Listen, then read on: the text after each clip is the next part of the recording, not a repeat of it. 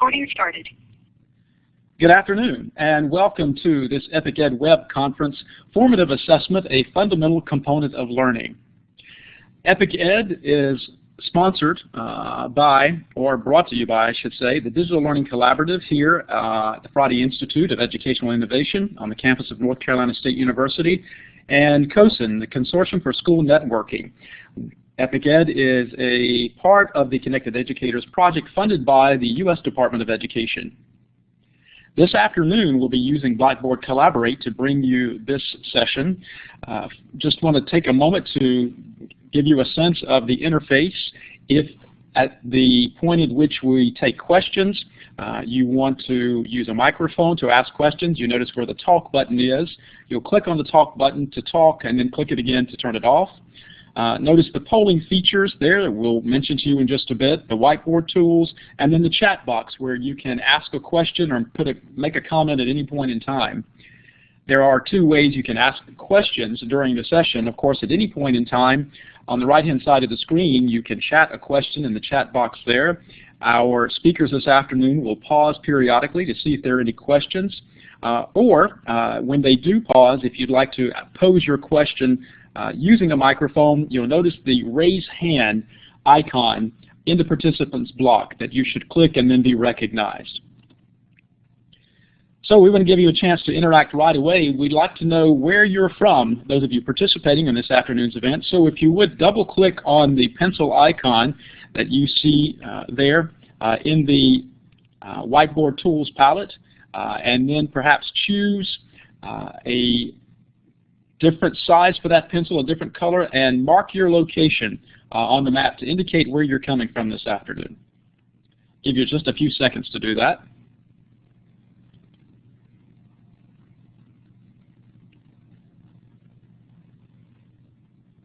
And then after you've done that, go ahead in the chat box and type in the city and the state where you're located. We see Leah is actually here from Vietnam, so we welcome you here, Leah, this afternoon from Vietnam. Ann is from Greensboro, Georgia. Scott from Champaign, Illinois.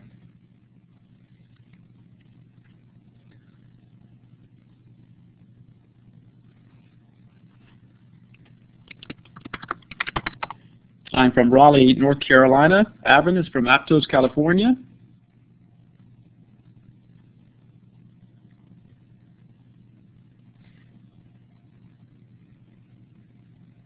Give you a few more seconds to chat in the chat box where you're located.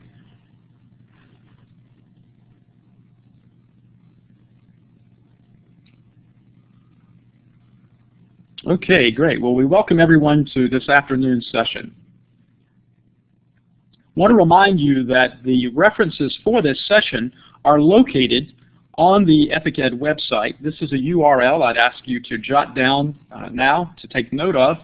We'll come back to this at the end, but if you go ahead and jot this down now, there are several articles related to today's session you can access from this particular URL. It is a bit.ly URL, bit.ly/epic083012, today's date.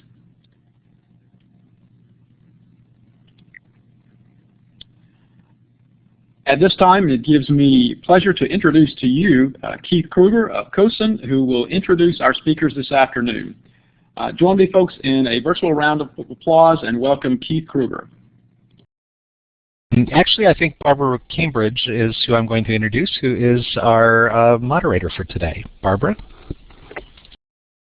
Thank you, Keith, and thank you, Bobby, for hosting this event today. The Connected Learning Coalition is very pleased to be here and to have working with us Barbara Jones from UCLA National Center for Research and Evaluation Standards and Student Testing, and Peter Grunwald with Grunwald Associates. Keith and I, as you see on the screen, are both members of organizations that are part of the Connected Learning Coalition.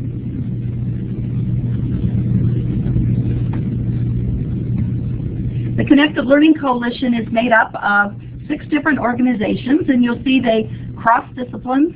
We have career and technical education, social studies, English, mathematics, science, and school networking, which are instructional technologists.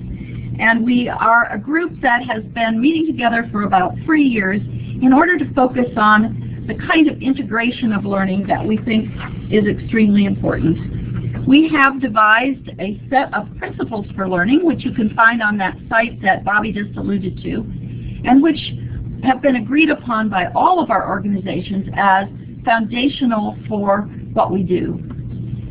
One of those is assessing progress is part of learning. And with that principle in mind, our coalition devised a statement about formative assessment, which is the kind of assessment that we contend is most integrated into learning itself. And that principle is what we will be basing what we say today about formative assessment on. When I was an English professor for a very long period of time, I taught writing definitions. And one way to get at a definition, and in this case we're looking for one about formative assessment, is to think about what the word is not. And so we'll start with looking about what formative assessment is not. First of all, it's not an instrument developed exclusively by others outside the classroom. In my teaching, for example, I use one of the kinds of formative assessment called the minute paper, which at the end of a class I would ask students to write for a minute what's amazing what you've learned and what's something you're still puzzled about. I'd collect those minute papers, use them to devise what it is we needed to pay attention to in the next class. And in doing the writing, students were collaborating with me in figuring out what we already knew and what we needed to know. We didn't need anyone outside our class to do that. We were able to do that kind of important assessment of where we were with what we knew in the classroom ourselves. Formative assessment is not interim or summative assessment. Peter's going to talk about both those kinds of assessment in a few minutes. He will note that interim assessment, for instance, is something that is useful to a wide group of constituents, partly because it is something that can be done in a timely way. And he will talk a bit more about both interim and summative assessment in relation to formative assessment. But they are different, and that's our point here. And then thirdly, formative assessment is not an alternative to summative assessment as a method of rating learning. And in fact, formative assessment is not to rate learning. If it isn't doing that, what is it doing? Formative assessment is a process of learning used to identify what is known and what is not yet known. And a key word in that bullet is the word process. It occurs over time. It isn't a one-shot deal. It is something we're continually doing. A second key word is it's learning. Its objective is not accountability, but identifying what learning is going on and what learning needs to be attended to in the future. Formative assessment is scaffolding to support continuous learning. I always like to think of the word scaffolding as signaling something that is helping the construction of something. And in this case, it is the construction of learning. It is supporting ongoing learning. Thirdly, formative assessment is a feedback loop. Barbara is going to have a graphic about the feedback loop that is formative assessment, talk about it in more detail here. But I just wanted to highlight the word feed. Formative assessment is something that feeds or nourishes further growth or learning. And then lastly, formative assessment is reciprocal, a reciprocal activity designed by teachers and students as they teach and learn. And we ask the question always, who has responsibility for and freedom to do assessment, in this case formative assessment? And our answer to that is that it's teachers and students. So with this definition of formative assessment in mind, the Connected Learning Coalition recommends 4 different actions that we should take in education. One is that, or the first 2 actually, go together. When formative assessment is done on a continuing basis, it involves naturally emerging work that students are doing, not something extra or imported from outside from somewhere else, but generated during regular teaching and learning. The third point is something that we have accentuated in CLC, the Connected Learning Coalition, because of course we're looking at how to work across disciplines. And our set of principles agrees on the centrality to all disciplines of those principles, including formative assessment. And we want to examine them to be sure that they are being supported. And then lastly, we recommend supporting collaborative professional learning. I'm going to leave this expansion of this point to Barbara Jones, who's going to speak next. And so Barbara, why don't you take over the microphone? Thank you, Barbara. Okay, let's see. Do I know how to move the slides forward here? Why don't I move the first one for you? It's up above where it says Connected Learning Coalition recommends 4 actions, and it's a little arrow in the lighted box. So I'll bring it down to your first slide. Okay, great, thank you. So I want to reiterate a couple of the points that Barbara made about formative assessment being a process and not a tool. And that it is integrated into instruction, and it's not separate. It occurs while learning is taking place, and importantly, it comprises many components over a period of time. And I'm going to go into more detail soon. But one of the key points also is that teachers and students within a formative assessment classroom and framework are both participating, or all of them are participating in the different aspects of formative assessment in parallel ways. And one of the things this does is that it distributes the responsibility for learning among the whole class. So a lot of teachers may be reluctant in some ways to add on another assessment component because teachers are already really loaded heavy with putting time into assessment. But if there's work done up in the front to model to students the formative assessment process, to create a community of practice among students, then actually it becomes easier to run the classroom when you have distributed responsibility among the whole class, and students have more agency for their learning. And as an important 21st century skill, self-regulated and self-motivated learning is something that formative assessment helps to empower.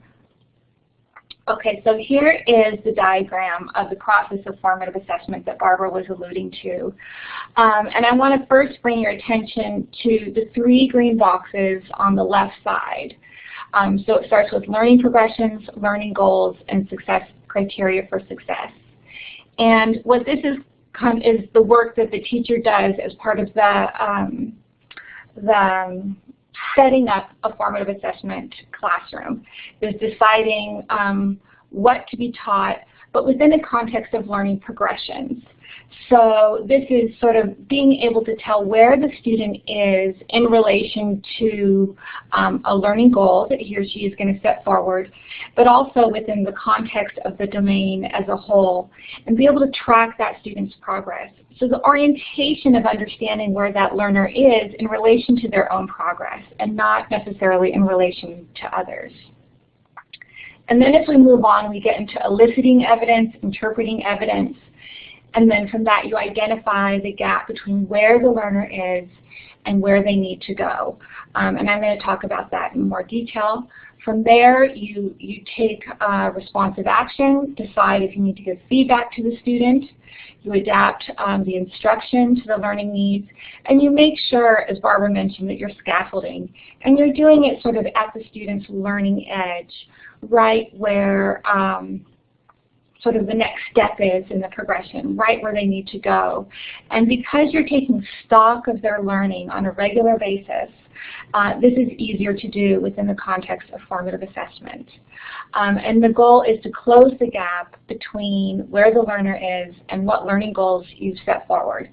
And of course the learning goals most likely are in relation to the standards that you're using and the curriculum materials that you have.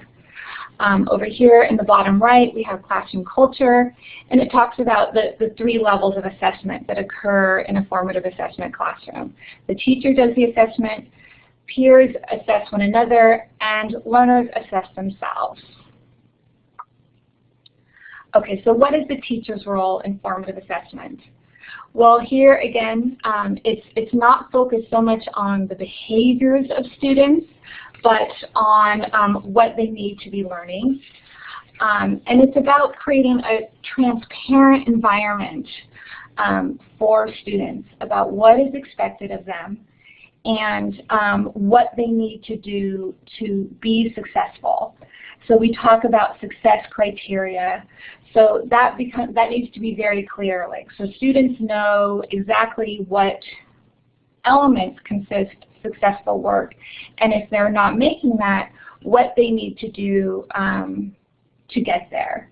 And then also, teachers need to gather evidence, as I said, on a daily basis. And often we're used to thinking of this in terms of a test, an instrument, but it could really be anything that the student says, does, writes, or makes.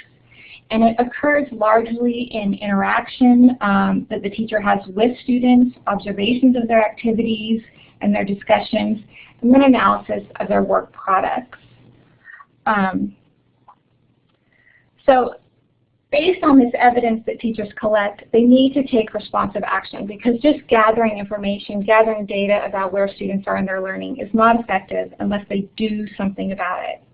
And so here they can continue instruction as planned if they believe everything is on track. They can revise their instruction. They can also provide feedback to students. And they can also delegate any of that to the students themselves.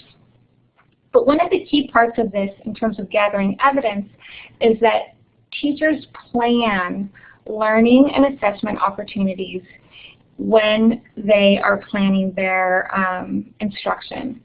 So they know where there's going to be opportunities to check in on students' learning. Okay. So what is the student's role?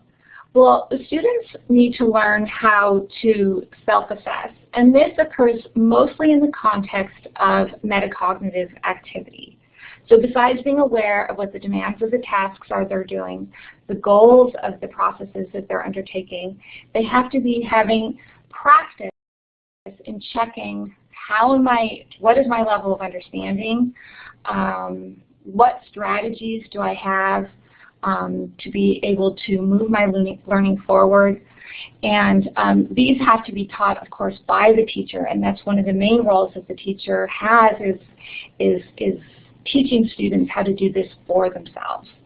And they're also responsible for making their learning evident to others, to their peers and to their teachers, so that they can help them.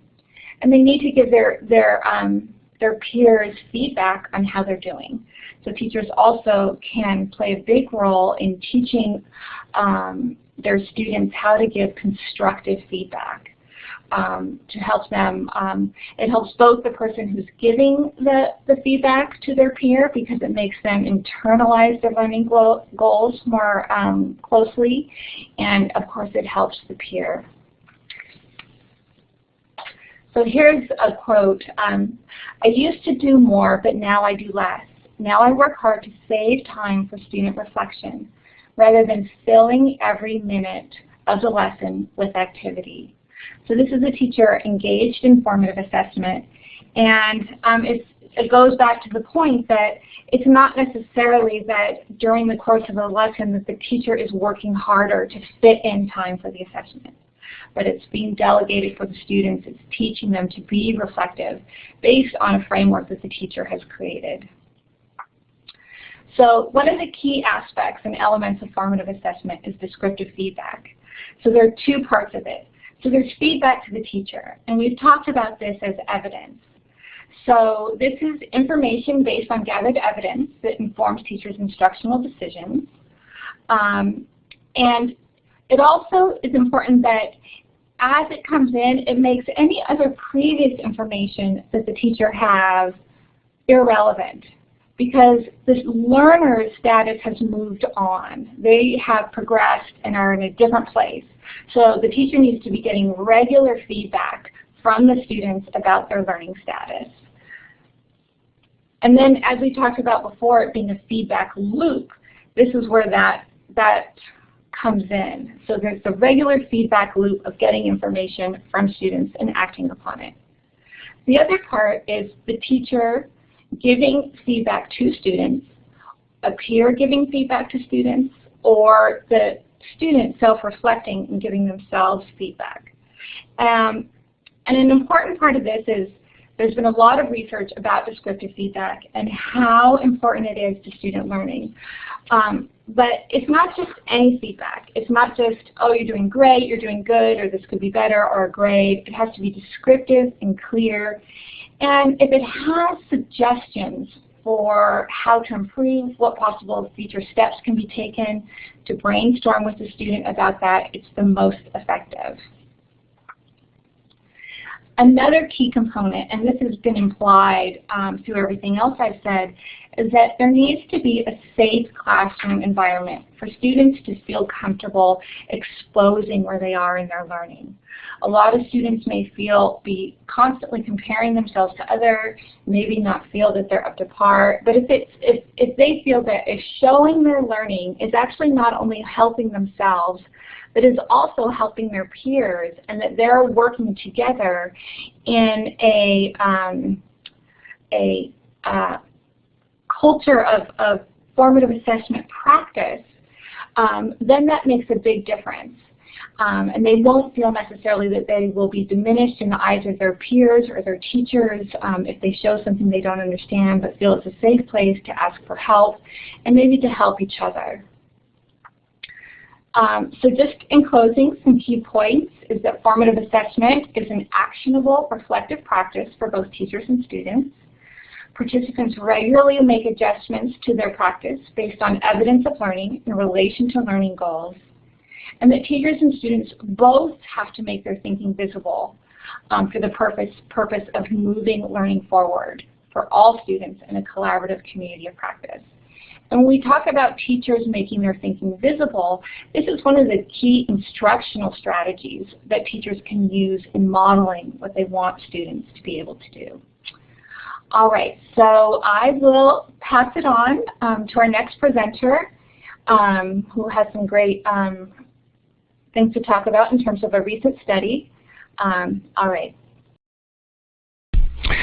Thanks, Barbara. This is Peter Grunwald, and I am going to talk to you today about a study and findings that were generated with support from the Northwest Evaluation Association, which is a nonprofit based, as you might imagine, in the Northwest, in Portland, Oregon.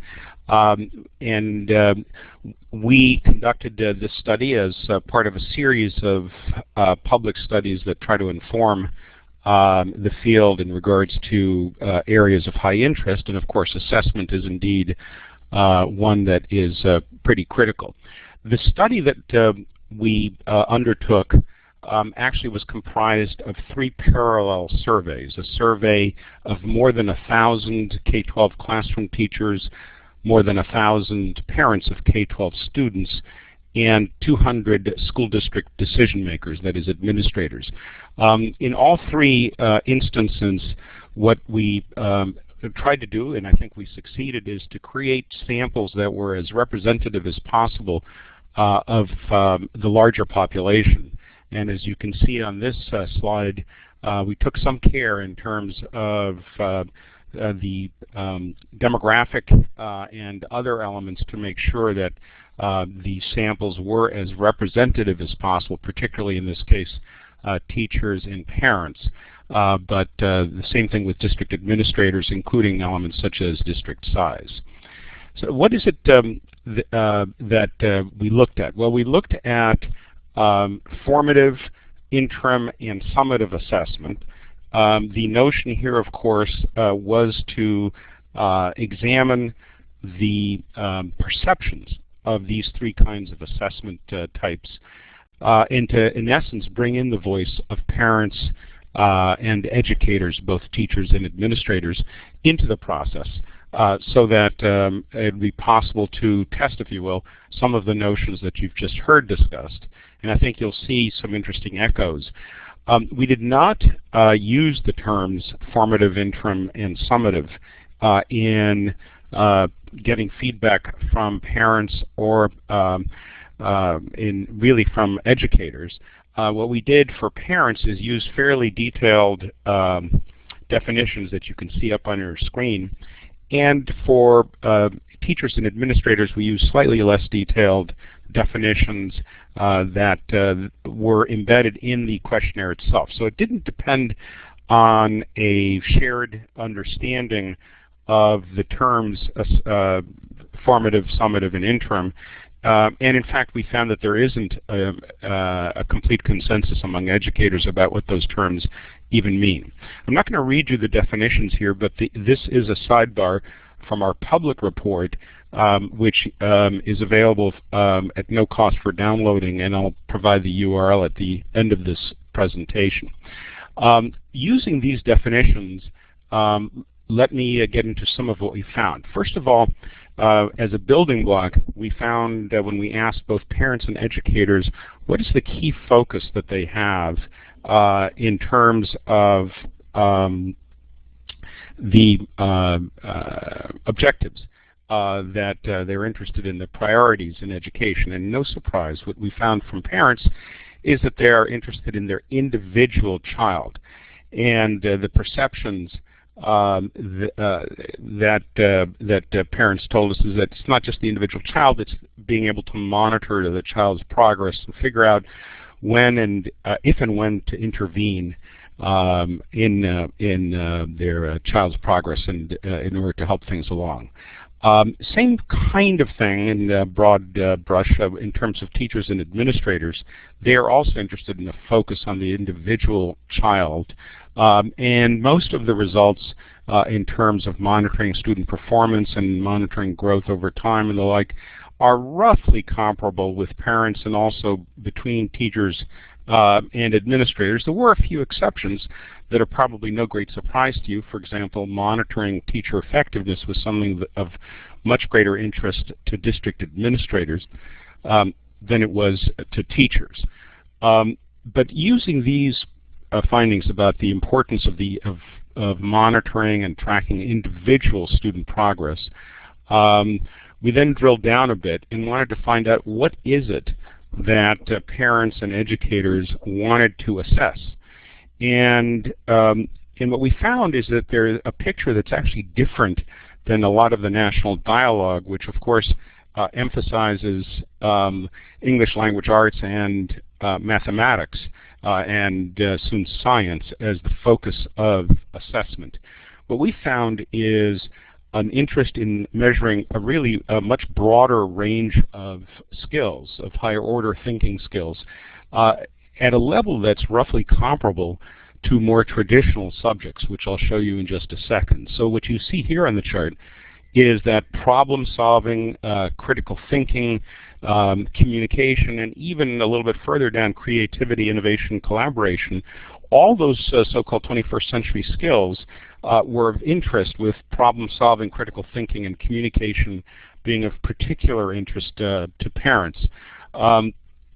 So I think the takeaway here is a much broader view of what it is important to assess in terms of skills. When we look at traditional subjects, indeed English language arts and mathematics are important, but pretty much in the same on the same level of interest you see science, and not much further behind history, government civics, geography, economics, even arts and world languages, generating a fair amount of interest as the potential focus for assessment work. And this is true of both parents and educators. So, so it's, I think, fair to conclude that both parents and educators really are looking for assessments to provide them information on a much broader set of topics than just the traditional English language arts and mathematics. We asked our respondents where should most of the decisions regarding what students learn, where should those decisions be made, since obviously that's part and parcel of the broader debate around assessment and how assessment results should be used. And what we found is that all three groups, parents, teachers, and administrators, were of the view that the majority of decisions should be made fairly close to the student, that is, at either the building or even classroom level. The one moderate outlier there, again, no big surprise, is that district administrators, there was about a third of them that said that the locus of decision making should be at the district level. But frankly, we expected there to be a bigger difference between district administrators and parents and teachers.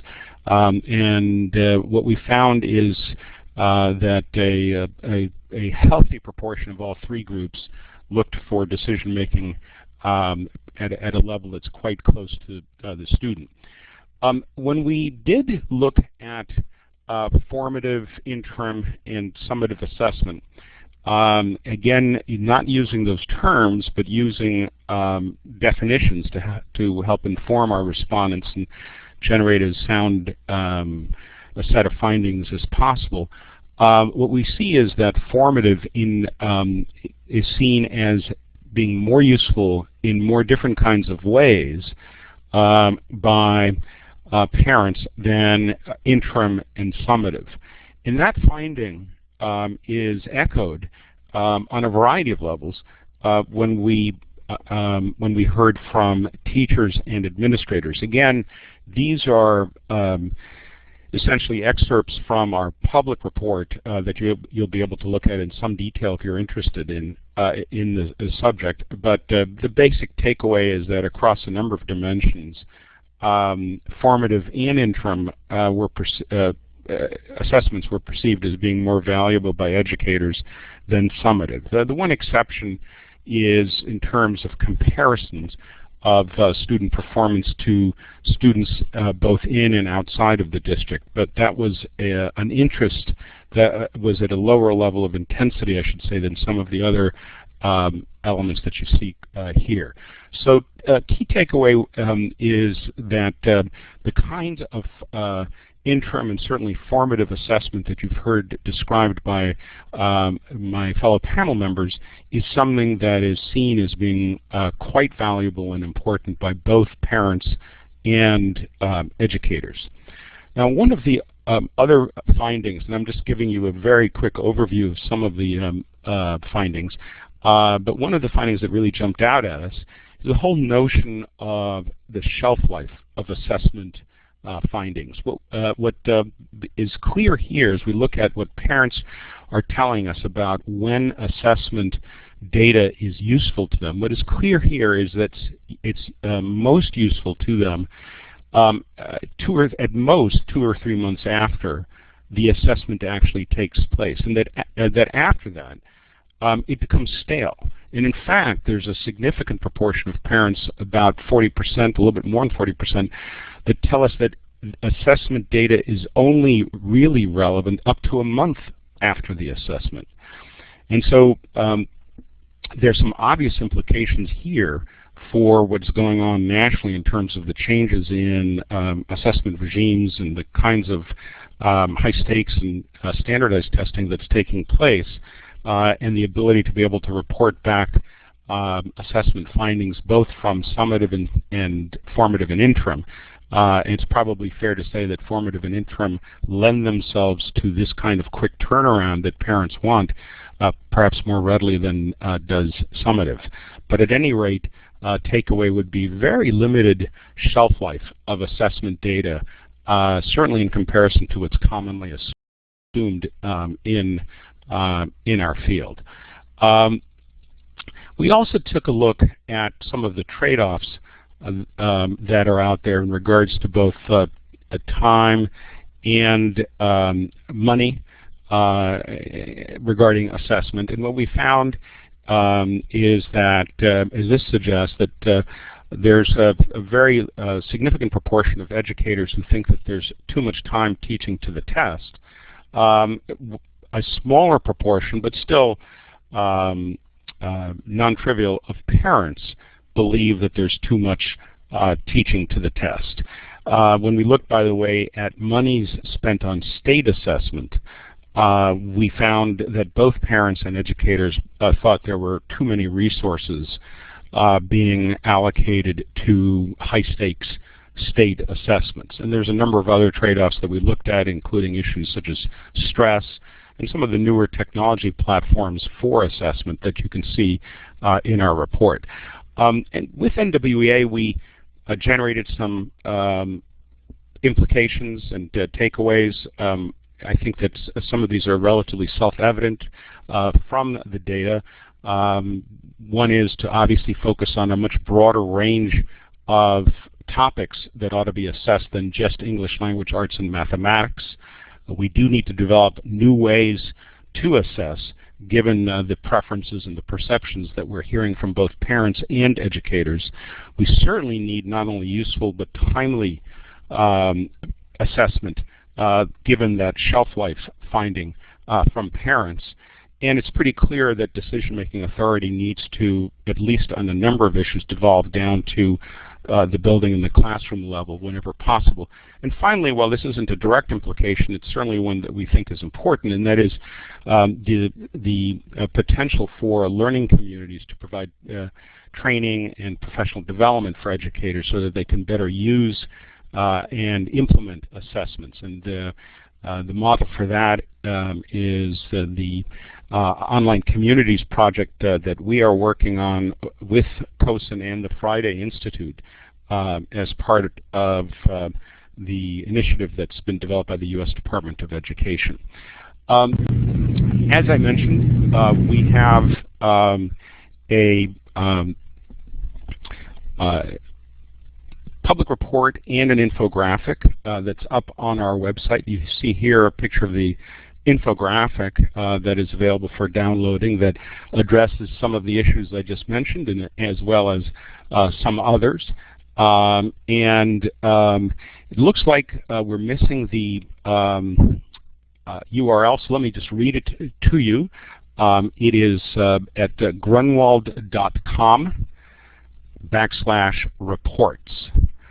And Grunwald is spelled G-R-U-N as in Nancy, W-A-L-D. I'm now going to hand it over. Peter, yes. Can I interrupt? One thing you could do is to put that URL in the chat space, which would spell it out for people. I think it's just Happy been done. to do that. Thank you. Aha! Excellent. Somebody is very quick on the draw. I think that's Bobby. Thank you. Let me, in fact. Could I interrupt? Go ahead. In another way, sorry, but before we turn Sure. to Keith, there's something that just has really struck me that you and Barbara both emphasized, and that is that the timeliness of assessments is so critical. Barbara said, for instance, that as formative assessment is done, what we knew from a previous formative assessment becomes irrelevant because the student has moved on, the student is in a new place, and we need to be focusing on that. As a side note, it made me think about how wonderful that would be for a student who was having trouble, has made progress, and doesn't have to think about that previous gap in knowledge or whatever it was that showed up. Peter, you mentioned about the recipients of assessment data thinking so much about timeliness.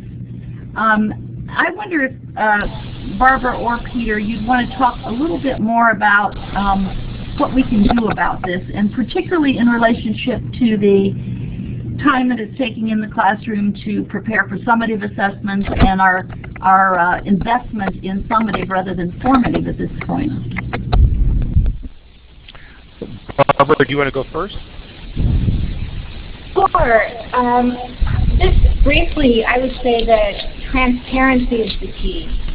That transparency between, and I mentioned this before, between the teacher and students about what the learning goals are, what are the steps to progress towards that, and then for the teachers and the teacher and the students both to be checking on that regularly, I think makes a big difference in being able to see that progress, being able to take pride in that progress, and being able to have a learning orientation versus a performance orientation has really been shown in the literature to have great benefits for motivation and perseverance in the face of challenges.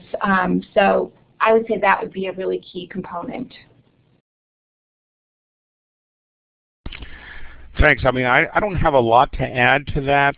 Certainly our data isn't prescriptive in terms of what it is that can best address the need for timely information.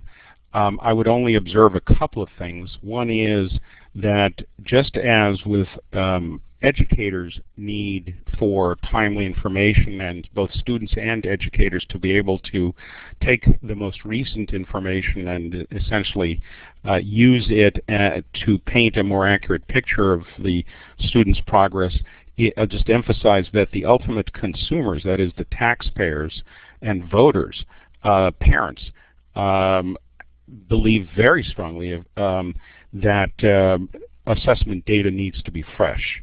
And I'll leave it to folks with greater expertise in the implementation of various assessment types to think through how to best execute against that reality.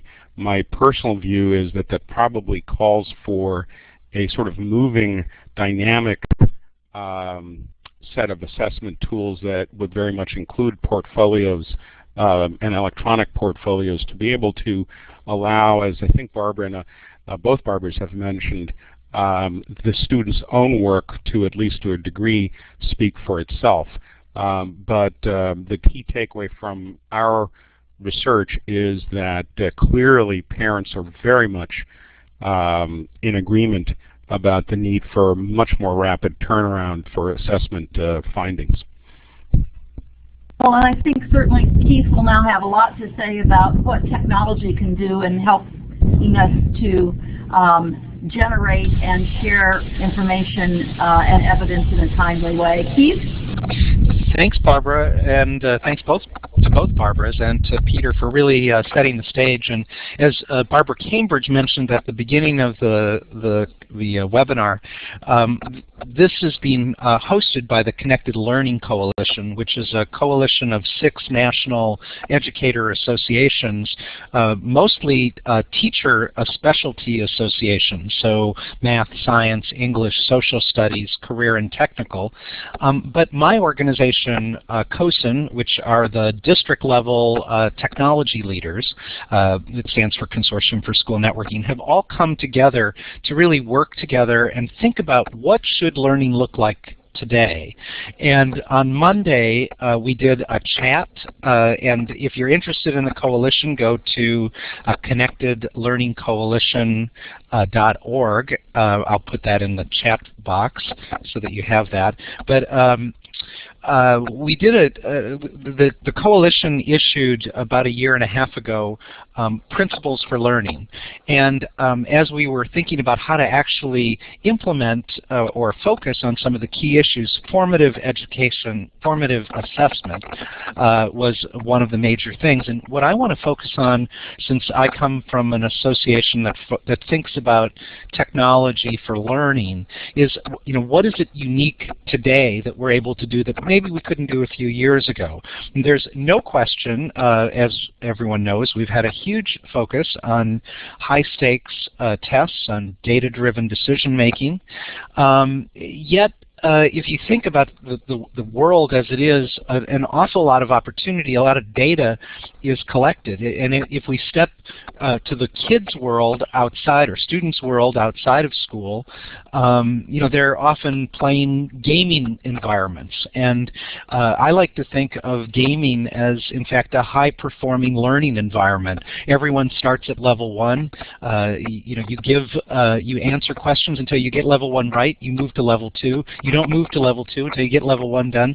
It doesn't take you, it keeps moving you as fast and as deep as quickly as you can. It doesn't take you back to the lower levels.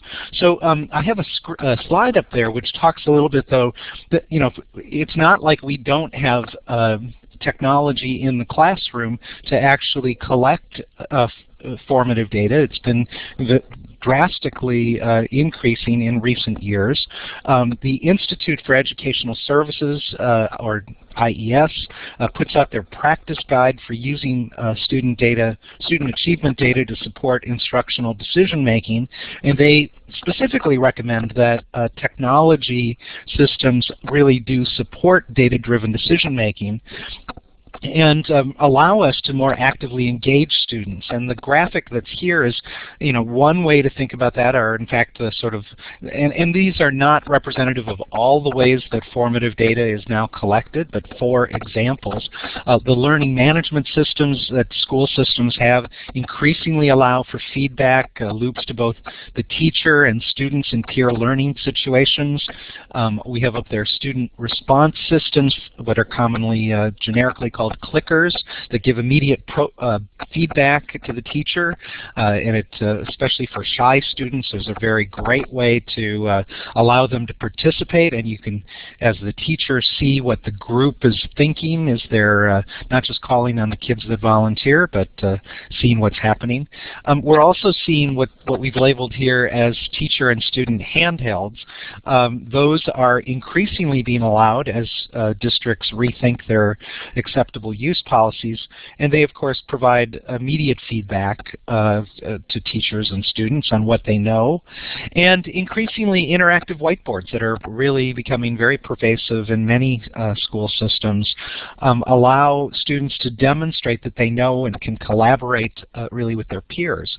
And it also allows teachers to save student notes electronically within the whiteboard that can inform the instructional planning.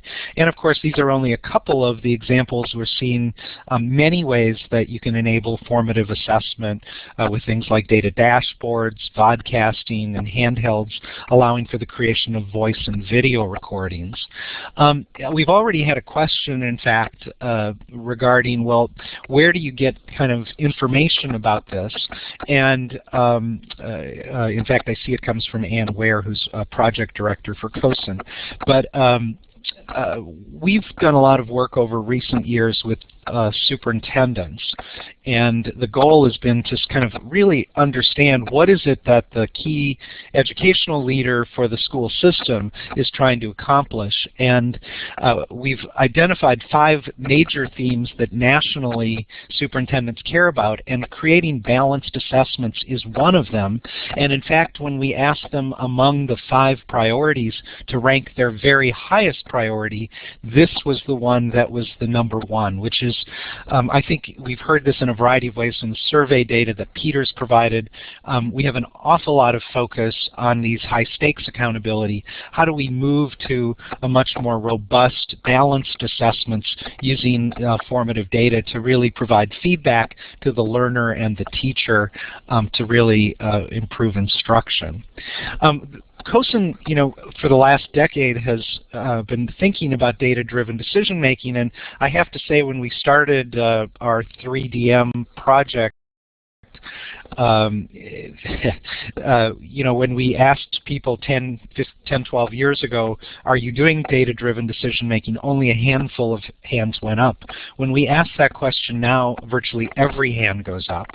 And the problem is that, of course, what people leap to is, are you collecting things in your student information system? Are you looking at high-stakes tests? So we really have to get much more nuanced about how do we use data to much more deeply inform the instruction process. And one of the things that we're doing, and I want to get to questions, but we're working with the Gates Foundation. They funded an effort called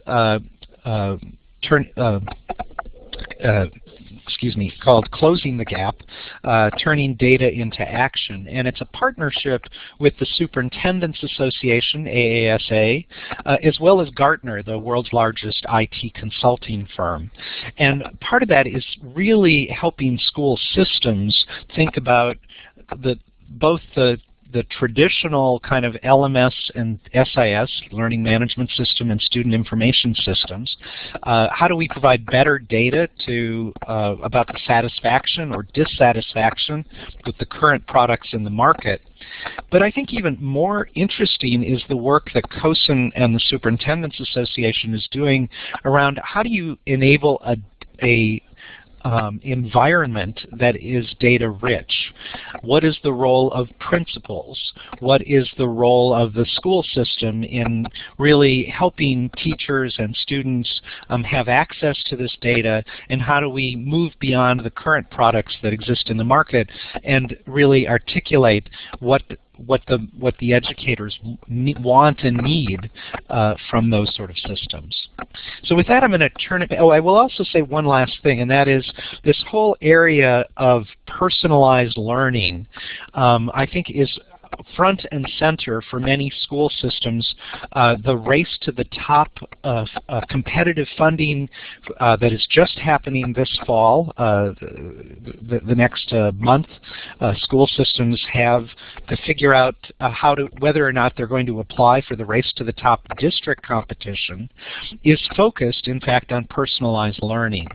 And when we look at things like the Horizon K-12 report, which looks at opportunities with emerging technologies for learning, things like using data to inform instruction is a key trend that we're going to see building over the coming months and years. So with that, I'll turn it back to Barbara. Keith, what you just said makes me think of a question about the word data. I'm thinking back to the beginning of this webinar where we're talking about the centrality of teacher voices and student voices and their reciprocity in talking together about how the learning is going and what needs to be changed in the way of instruction or student activity in order to move learning forward. And I don't think students will use the word data. I don't think they'll see their work as data per se, but probably as evidence. That might be a term that they could take up and think about it as evidence of their own learning. Do you see the word evidence as being able to be substituted for data in order to bring the conversation among the various constituents in assessment together in a better way? Well, I'm not sure. I'd have to think about whether the word evidence is the right word, but as you were talking, it reminded me of a week ago Sunday, Fox News did a 1-hour special, and they highlighted Mooresville School District in North Carolina. And I loved the segment that they had where they interviewed a little boy, I think he was in, I don't know, 3rd or 4th grade, and he talked about, how he knew where he was and where he was going. He had a sense of what he didn't know, and when they asked him sort of, are you confident you're going to learn it? He said, "Oh, I'm going to learn it." And I think feeding back that information to what I would call the consumer of education, the learner, is critical and is absolutely where we're going to see us moving the needle on student achievement. I think that's really true, and Peter mentioned one vehicle for that, which is the electronic portfolio, in which students do post their work, all sorts of kinds of work that they do, artifacts, or as some people call them, the assets of their learning, and they have some control over looking at it, analyzing it, sharing it or not sharing it. So I think there are numbers of ways that we have to do what you just said, and to foster more children who can do what that little boy could do. Are there others who have questions? You can post it in the chat. You can raise your hand by clicking the hand icon, or if you are one of the people participating as a leader of this webinar, you can ask it by clicking the talk bar. Anyone else with a question? It can go to everyone or to a single person on the leadership panel.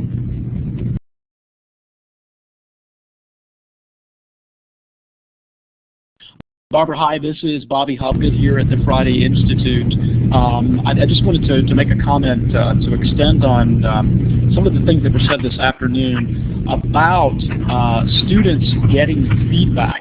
And I think it's important for us to remember when we're talking about learners today, a lot of people want to characterize them as digital natives.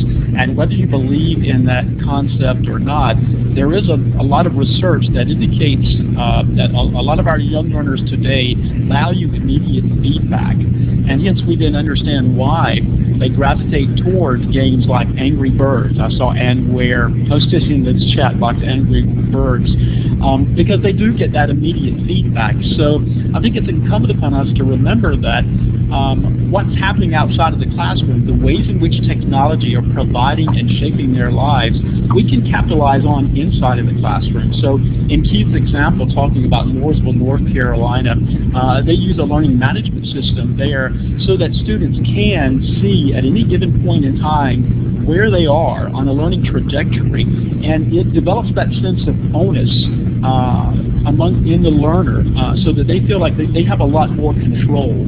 And that's something that we know that they value. Why are video games and those sorts of interactive games so engaging? Well, because they get that feedback and they feel like they have a sense of control over where they're going. So I think it's important in this conversation for us to keep in mind that, as Keith mentioned, there are so many technology tools available to us today that can provide that immediate feedback for the learner and for the student, and that those connections are so important because it takes what's happening outside of the classroom and brings it into the classroom.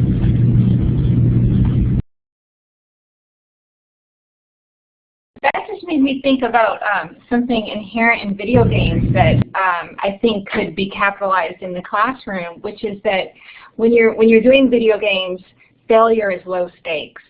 So you may die over and over again or whatever equivalent to that, and you keep trying. You have perseverance. There's no judgment about making mistakes. And so creating that, again, that safe community where our students are interested inherently in learning versus perceptions of their performance, and care about taking big chances sometimes, and not just taking tiny chances, because they're excited about what could happen with what they might find out. Sort of like in a video game is kind of an exciting parallel to capitalize on.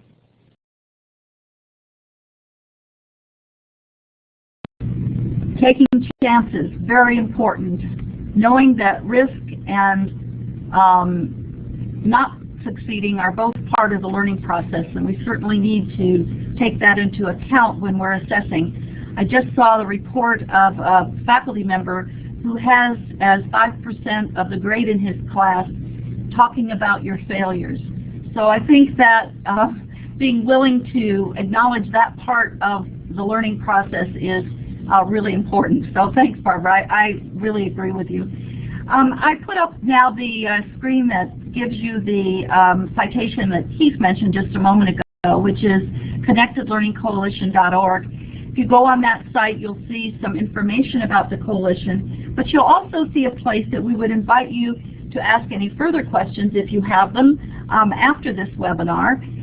You will see the name Jan Bray, who's an executive director of one of the organizations, and we will commit to discussing with you whatever you'd like to discuss regarding formative assessment. So we thank you very much for being a part of this webinar today. We hope that you've learned something, that you have been stimulated to think about your own practice and the practices that you would like to support at whatever level and in whatever role that you have. So thank you very much, and thank you, Bobby, for hosting us.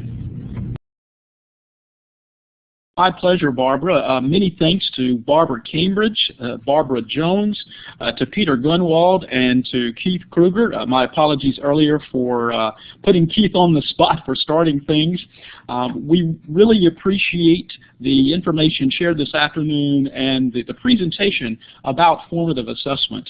I want to draw your attention to the chat window place the URL there where you can access resources related to this session from Margaret Heritage, also from Grunwald and Associates, the report that Peter shared with us, as well as ConnectedLearningCoalition.org, that website, and grunwald.com/reports. I want to leave you today with a glimpse into the near future, some upcoming events via the Epic Ed online community. We just finished today this web conference.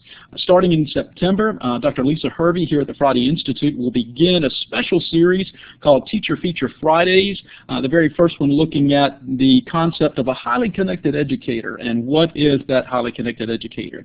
Also in September, we're missing one item here, and that is on the 11th of September, the second in our series, One Size Does Not Fit All, Two Perspectives on Digital Transition. We'll host a web conference with the superintendent of Tucson, the Sunnyside District, school district there, as well as the assistant principal, from Asheboro City Schools, as we take a look at digital transition in two different environments.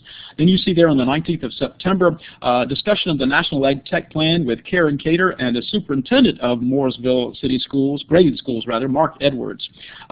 In addition, a number of upcoming webinars from our partner communities, EdWeb on the 27th, another teacher feature, a couple more teacher features, and we'll be adding as we go along. So we invite you to visit the epiced.org website to take a look at our events section, and if you're not already a member, to join in the conversation about digital transition.